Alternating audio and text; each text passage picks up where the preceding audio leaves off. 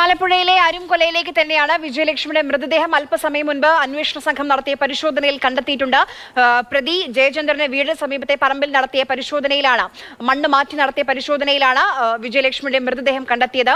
മൃതദേഹം ജീർണിച്ച അവസ്ഥയിലാണ്, മുഖം പോലും തിരിച്ചറിയാനാകാത്ത അവസ്ഥയിലാണ്, ഒരു വസ്ത്രവും ഉണ്ടായിരുന്നില്ല, നഗ്നയായ നിലയിലാണ് വിജയലക്ഷ്മിയെ കണ്ടെത്തിയിട്ടുള്ളത്. സ്വാഭാവികമായും DNA പരിശോധന നടത്തേണ്ടതുണ്ട്. അതിന്റെ ഭാഗമായി ഇപ്പോൾ മൃതദേഹം ആലപ്പുഴ മെഡിക്കൽ കോളേജ് ആശുപത്രിയിലേക്ക് മാറ്റുന്നു എന്നുള്ള വിവരമാണ് നമുക്ക് ലഭ്യമാകുന്നത്.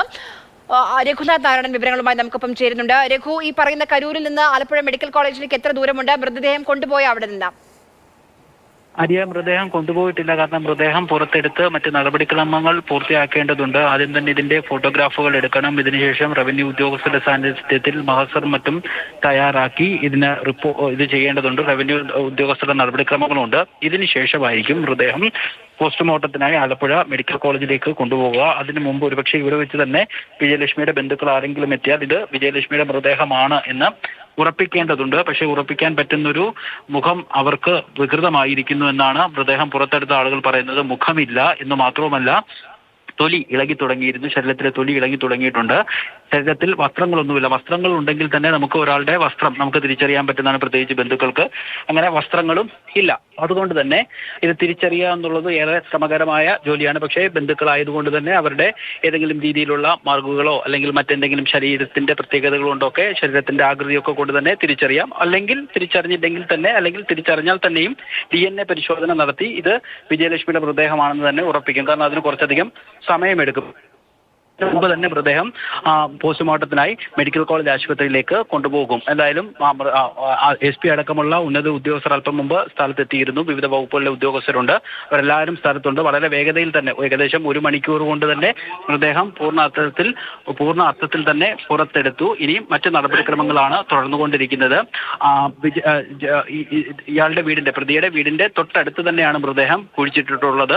അങ്ങനെയായിരുന്നു അയാളുടെ മൊഴി. എന്തായാലും മൃതദേഹം വീണ്ടെടുത്തിരിക്കുന്നു. ഇനി എങ്ങനെയാണ് കൊലപാതകം, എന്താണ് കൊലപാതകത്തിന് കാരണം എന്നുള്ളത് സംബന്ധിച്ചുള്ള വിവരങ്ങൾ പുറത്തു വരുന്നുണ്ട്. കാരണം കൊലപാതകത്തിന് കാരണമായി പറയുന്നത് വിജയലക്ഷ്മി ഇവിടെ ജയചന്ദ്രന്റെ വീട്ടിലെത്തിയിരുന്നു. അപ്പോൾ പുലർച്ചെ മറ്റൊരാൾ ഫോണിലേക്ക് വിളിച്ചു. ഇതിനെ ചൊല്ലിയുള്ള തർക്കമാണ് കൊലപാതകത്തിലേക്ക് നയിച്ചത് എന്നുള്ളതാണ് പോലീസിന്റെ FIR.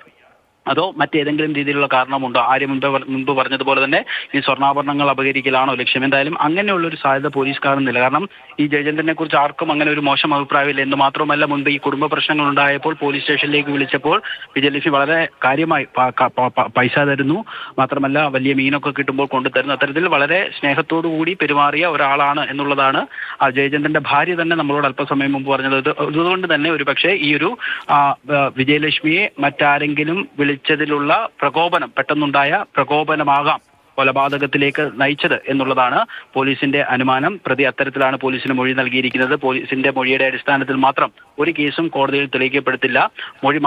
മൊഴി തെളിവായി കോടതി പരിഗണിക്കാറുമുള്ള, അതിനു വേണ്ടത് ശാസ്ത്രീയ തെളിവുകളാണ്, ഫോറൻസിക് തെളിവുകളാണ്. അതിൽ ശേഖരിക്കുന്നതിനുള്ള പ്രാഥമിക ജോലികളാണ് ഇപ്പോൾ അന്വേഷണ ഉദ്യോഗസ്ഥർ നടത്തിക്കൊണ്ടിരിക്കുന്നത്. ശരി, ഒരു തിരോധാനം, ഒരു മിസ്സിംഗ് കംപ്ലൈന്റിൽ നിന്ന് തുടങ്ങിയ പോലീസിന്റെ പരിശോധനയാണ് ഇപ്പോൾ ക്രൂരമായ കൊലപാതകത്തിലേക്ക് എത്തി നിൽക്കുന്നത്.